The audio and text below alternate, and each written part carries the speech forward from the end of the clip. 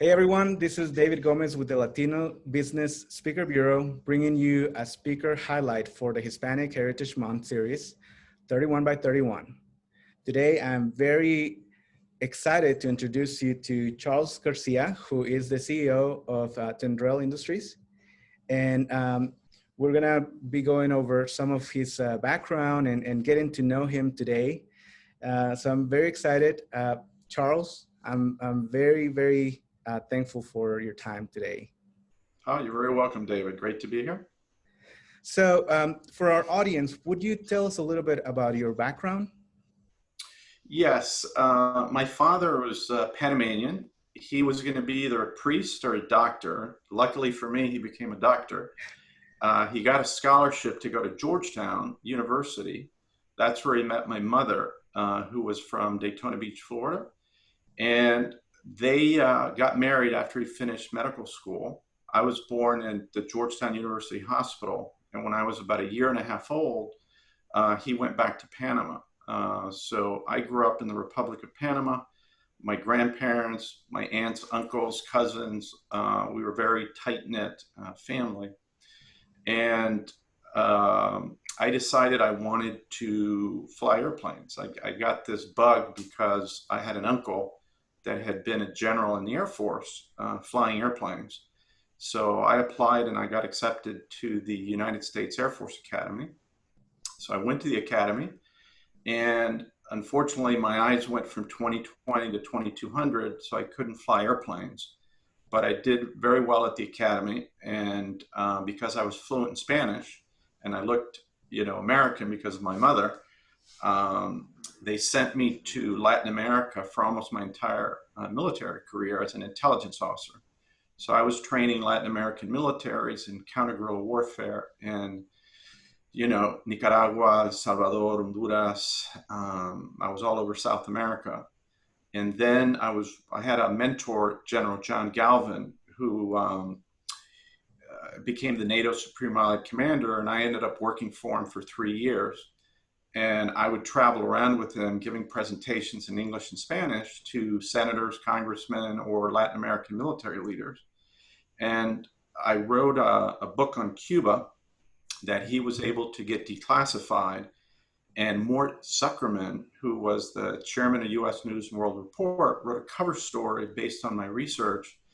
And then he had been on the White House Fellows Selection Committee and said, hey, you should apply for White House Fellowship, and I'll write you a letter of recommendation. I'm like, well, what's a White House Fellowship? So I applied, and General Galvin also gave me a great letter of recommendation, and I got in, and I was part of a cohort of 14 that I ended up working for Bill Bennett in the last 6 months of the Reagan, I actually worked for John Whitehead at the State Department in counter narcotics. And then when Bennett came in, when Reagan left and Bush came in, I worked for him. I was his third hire. And then after my year in the White House, I ended up leaving the military and going to Columbia Law School. And after Columbia Law School, I decided not to be a lawyer, even though I had clerkships. I had published articles on the Columbia Law Review, and I decided to become an entrepreneur and go into financial services. And I ultimately founded a company called Sterling Financial. My son's name is Sterling. And we focused on the US Hispanic market. And people said that, Latinos don't invest money and so forth. We became the fastest growing company in the state of Florida 2 years in a row, and the 7th fastest growing company in the United States. And then my US operations were bought in 2005 by a public company called V Finance, which was then bought by another public company. And then the Latin America operations, which I did not sell, I ended up selling to UBS Switzerland in 2012. Okay. After I sold the company, I had been invited to be on the State Board of Education in Florida. I was the only Latino on the 7-person state board. We were responsible for all education in Florida. And I did it because a third of Latinos were not graduating from high school. After 10 years, Latinos had the highest graduation rates in the state of Florida, and fourth grade Latinos were reading better than whites in 33 states. And same with African American kids. And I led the reading task force. And I did that because one of my mentors, Jaime Escalante, who wrote the foreword to my first book, he really believed that the most important thing for the advancement of Latinos was they needed to learn to read by fourth grade, because kids learn to read between kinder and third grade, and then they read to learn from fourth grade on. And if Latino kids weren't reading at grade level by fourth grade, they were dropping out by ninth grade.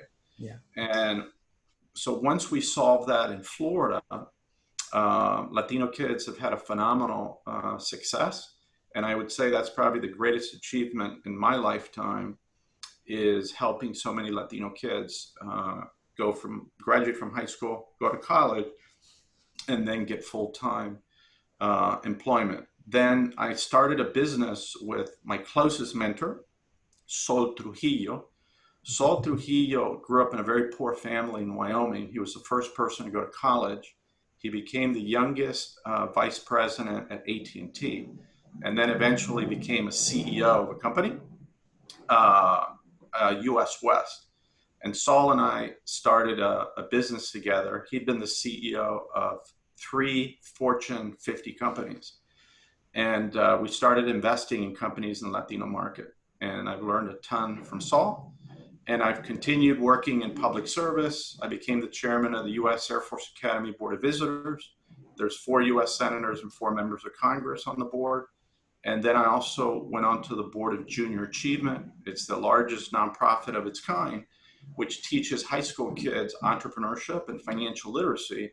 And since the highest population, 23% in the United States of high school kids are Latinos, I'm really helping the Latinos. And then I went on to the board of the Girl Scouts. I have 3 daughters, and I'm very passionate about education for women. Okay. Well, and you know, you're kind of going into the direction that that I was going to go next. What are you passionate about? What are your interests? Because I see that you have a very diverse background. You know, you from military, flying airplanes, and so that gives you a very broad spectrum of things that pull your attention. What are you passionate about the most? That's a good question. Let me talk about passion and purpose. So I wrote a book called A Message from Garcia that's now in 10 languages and became a bestseller. And I said that success is finding your calling or passion in life and having the courage to pursue it. Wow. I modified that later in another book that I wrote, that there's purpose is how do you use your God-given talents to make an impact in the world, make someone's life easier.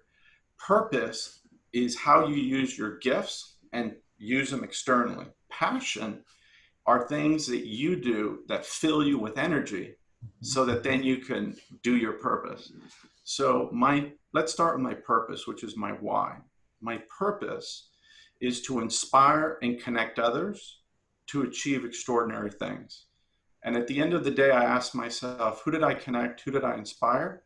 And who achieved something extraordinary in their life journey because I played a small part in it. And it takes 3 gifts that I have. One is around strategy. One is around connecting people. At one time, I was the 18th most connected person in the world on LinkedIn. And also, I like to teach. I like to write. I like to speak. And that's part of the inspire part. On the passion side, I love doing a parrillada with my kids, my family, my friends. I love to read. I read like 4 books a week. I also like to surf. I like to race cars. I like to travel. I like to play bridge. I love card games. There's a South American card game I play with my kids every day now. It's called Telefunke. I don't know if you've heard of it, but okay. Telefunke is it's a very well-known game in South America. I learned from my in-laws. Okay. And so I love to play, games like that. I love the stock market. I'm an avid investor, and I love to write. So So those are the things that I'm really passionate about. I really like what you said at the beginning. You know, finding that purpose and the difference between purpose and your passion. And I think that a lot of people kind of lose sight of that. I'm a creative, so Right. that's one of the things that I have to make sure that I'm always looking inwards so that I can deliver something good. I have to pursue my passion, and then I can uh, put a piece together and you know changes people's perspective on things, so things like that. Yeah, So look, at my year in Harvard, I spent a lot of time on this because passion are things that fill you with energy, things that you love to do. yeah, But purpose is how you use your God given gifts to make an impact in the world, which is different. And somebody wrote a book called Great at Work. And, and they were a co author with the guy that wrote Jim Collins' Good to Great. And he analyzed like 50,000 people, and some at work had passion, but no purpose. Some had purpose, but no passion.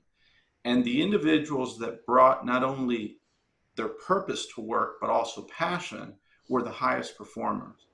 mhm. So uh, I always tell my kids, better to take a job where the salary is lower, but it fills you with passion. You wake up and you can't wait to start. And it also connects to your purpose. You're going to be a lot happier than being in a place that, yeah, you know, you're just making money, but it's not really using your God-given gifts in a way that you're achieving your purpose. So I will edit this part out, but I just want to say I want to change a little bit of what I said because what you're saying is golden, and I really want to dig in a little more into that. So, what advice would you give people to to to identify their purpose? You know, and how, like, what is the carta blanca for them to say, okay, well, I should also do what I'm passionate about, because like you were saying, you know, people have that dilemma between Right. earning and what they love. Yeah. Let me look for something real. So the advice I would give is this. At the age of 50, I took a 5-day class at Harvard Business School called Authentic Leadership Development with Bill George. Bill George now has become a close mentor, and he's the one that advised that I should come to this 1-year advanced leadership fellowship at Harvard, and I got accepted, and I was here for 1 year in 2019.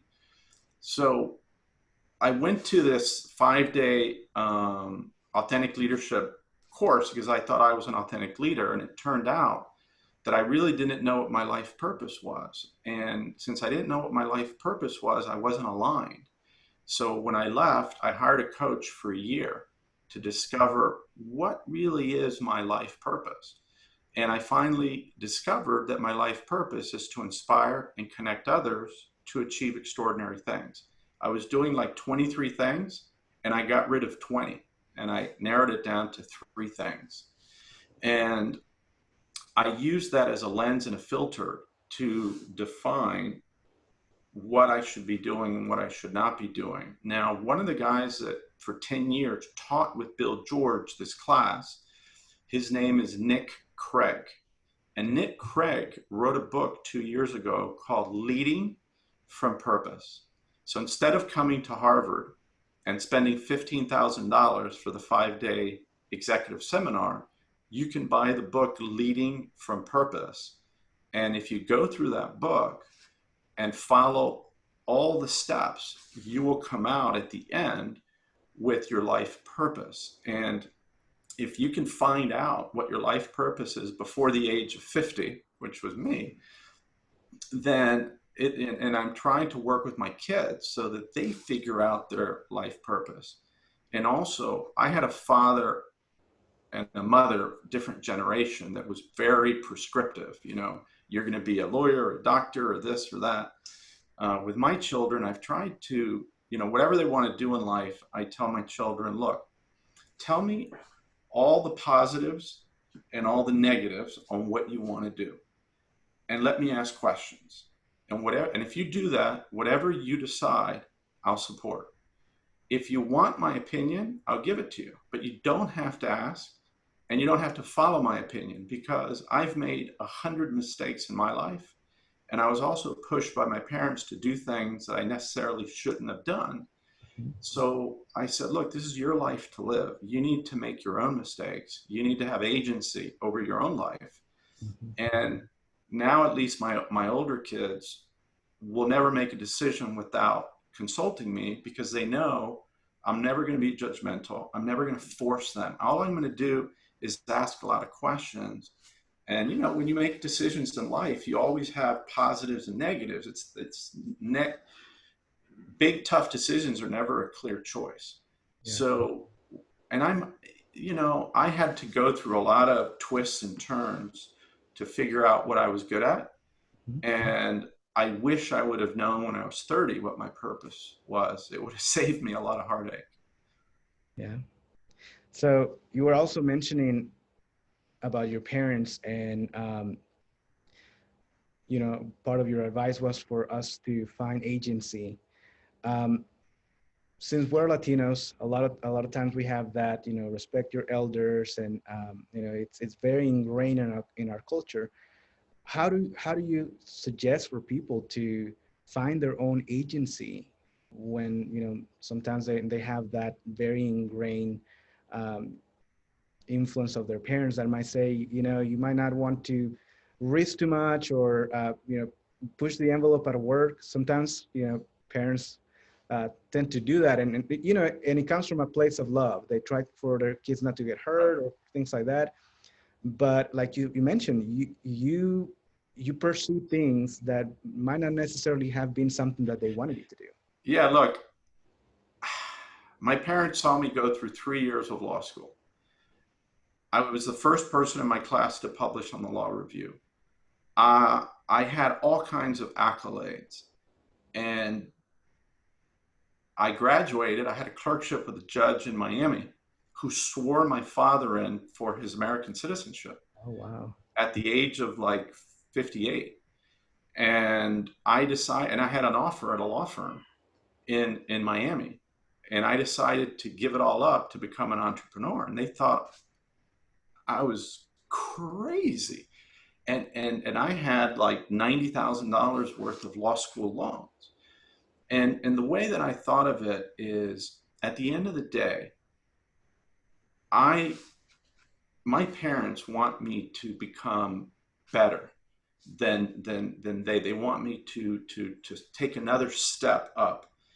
And in order to do that, I have to follow my own path. And yes, my parents are going to not be happy with my decision, but if I'm successful and I'm become a successful entrepreneur, they're going to be proud of me, even though they're going to be very worried and cautious about what I'm doing.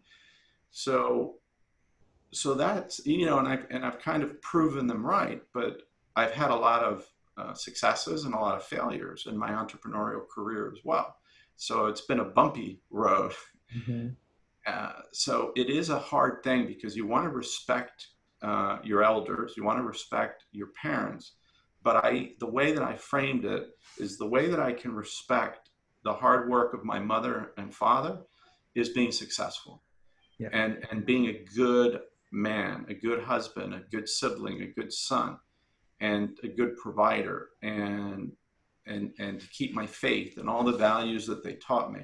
So I figure the best way for me to respect them is not necessarily following what they tell me to do, but being successful in honoring the values they gave me, the education they provided for me, and try to do one better. And, that's, I think, the ultimate thing. And unfortunately, my father died at the age of 62 at a very young age. So he never met, my children. He never really saw the success that I achieved at all. Even when I got the key to the city of Panama, where I went with my family and my mother to meet the president of Panama, and the mayor and all that stuff, he wasn't around, which is really sad and unfortunate. But I think if he were alive today, he'd be very proud of the things that I've done. Yeah, I'm sure he would be. Um, Thank you so much for that. It's very inspiring. Um, so let's move on towards the later part of the interview. So since it's Heritage Month, or Hispanic Heritage Month, we're asking some questions about how do you keep your Latino heritage alive? Sure. So I would say at least half of my day is in Spanish. Okay. My kids speak Spanish. My wife grew up in Ecuador. I grew up in Panama. So part of it is we speak in Spanish. I'm very close to my family, both in Ecuador now and in Panama. So we, have Zoom calls. We honor everybody's birthdays, and if there's a quinceañera or all of those things. So I think that is the biggest way. And then staying involved in Latino issues, whether it's on the board of the Girl Scouts or Junior Achievement, whether it's what I do to encourage Latinas and Latinos to get on corporate boards. At Harvard, I spent a year working with the Harvard Latino Students Association to try to get a whole Latino studies effort going, which hasn't happened here in 40 years for a lot of different reasons. I've also currently mentor a lot of Latino students across the country, and also Latino professionals. So, that's what I try to do on a day-to-day basis. Okay, yeah, that's good. The language part is important. I think that's one of the things that I struggle with the most with my kids. It's a lot easier for me to just talk to them in the language that they have at school, but we're working on getting them. My cousin is a teacher, so Right. he does a lot of Zoom classes for them to get them caught up with the language. So Yeah, and I've sent my kids to, like my daughter went to an Engineering Without Borders program in Ecuador. Paloma spent a month in Spain last year. My oldest daughter, Olivia, did a semester abroad in Spain. So, I encourage them to do that as well, which is really important. yeah, to experience culture. Yeah, experience cultures. My daughter has an interest in Mexico, so maybe she'll be able to do something there. She's into acting, and she was going to do a program around acting where you work with poor kids. This was in Costa Rica this summer, but because of COVID, the whole thing got canceled. But I'm a huge proponent of really learning other cultures and going to countries you've never been to, and obviously keeping the Spanish language alive. Okay. Well, last question that I have for you. What is next? What do you have ahead of you, or a new project that you're really engaged with right now? Well, a couple of things. I became the CEO of Tendrel, which is a nonprofit. Tendrel is a peer-to-peer learning group for social entrepreneurs. So right now we have members in 34 countries, and we're establishing chapters all over Latin America, Africa, China, India. We just established a chapter in Israel. We're working on a chapter in Palestine. So that's been an important thing for me to help nonprofit leaders who want to change the world actually change the world. Wow. I'm also in the middle of a Series A round for a new business I'm launching. I'm raising $16 million. And it's a peer-to-peer group for ultra high net worth investors that have accumulated over $100 million net worth. And now they want to take their entrepreneurial gifts, help find their purpose, which I'm going to do through coaching and consulting, and then align their family and their activities about how to give their wealth away and how to make an impact in the community. and I'm looking to tie this new organization I'm launching and Tendrel together. Mm-hmm. So that is what I'm going to work on. I'm working on a new book as well, my third book. And I am looking, after doing a year at Harvard, and now I'm going to do like 2 years at MIT, to apply to a 1-year leadership fellowship at Stanford. Okay. So I would like to, September of 2021, they only accept 30 people a year. So, you know, it's a role, you know, it's like a lottery ticket getting in. But if I were to get in, there's some specific teachers that I want to take their classes and things that I want to learn. So I figure that'll be a trifecta, you know, Harvard, MIT, Stanford. Oh, yeah. And then after that, we'll see. I am thinking about moving to Puerto Rico. Okay. My wife is not completely on board with that, but I have a lot of good friends that in the last 5 years have moved to San Juan. Mm-hmm. I love San Juan, and I'm thinking about that. We'll see if it ever happens. All right. Well, thank you so much for your time. This has been a very, very good interview. Thank you. You have shared a lot of things that are very relevant, specifically for people that are entrepreneurs or are looking for things where they can give back to their community. So, and I'm definitely gonna be reading some of the books that you listed. So, well, to the members, I hope that you have enjoyed this conversation, and we're very, very thankful to Charles for taking the time to join us today and having this 31 by 31 conversation. Anytime. And David, you have my cell phone, so if I can be helpful in any way, anytime, just send me a text, and you know I'm always there to help. So keep that in mind. Thank you. All right.